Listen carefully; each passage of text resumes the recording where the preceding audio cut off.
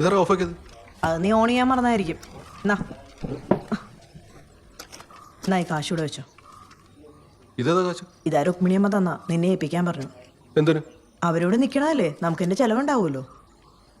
നാണമില്ല നിനക്ക് കാശ് മേടിക്കാനായിട്ട്? ഇവിടെ രണ്ടുപേർ കൂടുതൽ നിന്ന് വെച്ച് നമുക്ക് എന്ത് ചിലവ് കാര്യമായിട്ട് കൂടാൻ പോകുന്നു?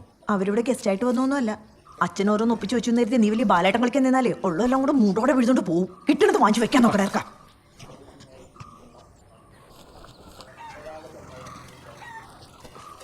വാടാ, കട പോയിട്ട് വരാം. ഏട്ടാ, അമ്മേനോട് പറഞ്ഞിട്ട് വരാം.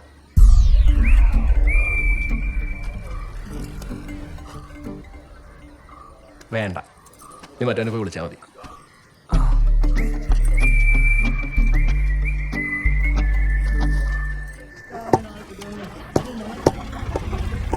ചേട്ടാ, ഒരു 7 കിലോ പിടിച്ചോ. ചെറുതുള്ളൂ കേട്ടോ. അത് സാറല്ല, 3 പിടിച്ചോ. എടാ, അവരെങ്ങനെയുണ്ട്? ആര്? എടാ, രുക്മിണിയമ്മ മോനും. ആ, അവര് കുഴപ്പമൊന്നുമില്ല ഏട്ടാ. നിങ്ങൾ ഡിസ്റ്റൻസിന്റെ ആവശ്യമൊന്നുമില്ല കേട്ടോ. ശരിക്കും മതി മതി.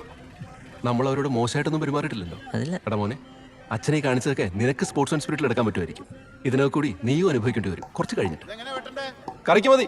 പിന്നെ വേറൊരു കാര്യം, നീ ആ ചെക്കൻ്റെ അടുത്ത് കുറച്ച് തഞ്ചത്തിലൊക്കെ നിന്നാ മതി. അവനൊന്നും മനസ്സ് വെച്ചാ നമ്മുടെയൊക്കെ ഡപ്പി തെറിക്കാവുന്നേ ഉള്ളൂ. പക്ഷെ അവരൊക്കെ പാവങ്ങളാണ് ഏട്ടാ. എനിക്കങ്ങനെ ഉണ്ടോ തോന്നി എന്ന് വെച്ച് നമ്മുടെ വീട്ടിലെ കാര്യങ്ങളൊക്കെ അവിടെ കൊണ്ടുപോയി കൊട്ടണ്ട. മാങ്ങ തൊലി മറ്റുള്ളവർക്ക് വഴിയുണ്ടാക്കി ഇപ്പൊ നമ്മൾ പരിപാടിയിലായിരിക്കും.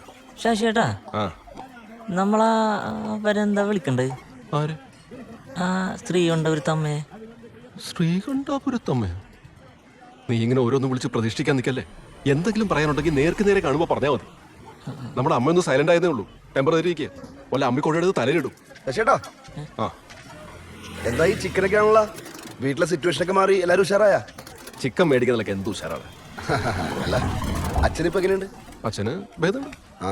ഞാൻ ഒരു ദിവസം കൊണ്ട് ഇറങ്ങണമെന്ന് വെച്ചിരിക്കായിരുന്നു. ഇറങ്ങണം. ഇറങ്ങാറുമ്പോ ഞാൻ അറിയിക്കാം. ഓടിച്ചാടി നടന്ന മനുഷ്യനല്ലേ ആള്. സൈഡായത് കൊണ്ട് ആൾക്കാരെ ഫേസ് ചെയ്യാനുള്ളൊരു ബുദ്ധിമുട്ടുണ്ട്. നിങ്ങളാ ഡോക്ടർ ഒന്ന് മാറ്റി പിടിക്കുന്നത്. എടാ, ഞാനൊന്ന് പറഞ്ഞില്ലടാ, ആ ആശുപത്രിയുടെ പേരെന്തായിരുന്നു? ഏത്? പ്രാർത്ഥന മേടിച്ചിട്ടാ? ആ, പ്രാർത്ഥന മെഡിസിറ്റി. ഓർമ്മയുണ്ടല്ലേ? അതൊന്ന് നോക്ക് നിങ്ങള്. അതല്ലേ നല്ലത്. അപ്പൊ എന്തെങ്കിലും ആവശ്യമുണ്ടെങ്കിൽ ഞാൻ വിളിക്കാം. വിളിക്കണേ. ശരി.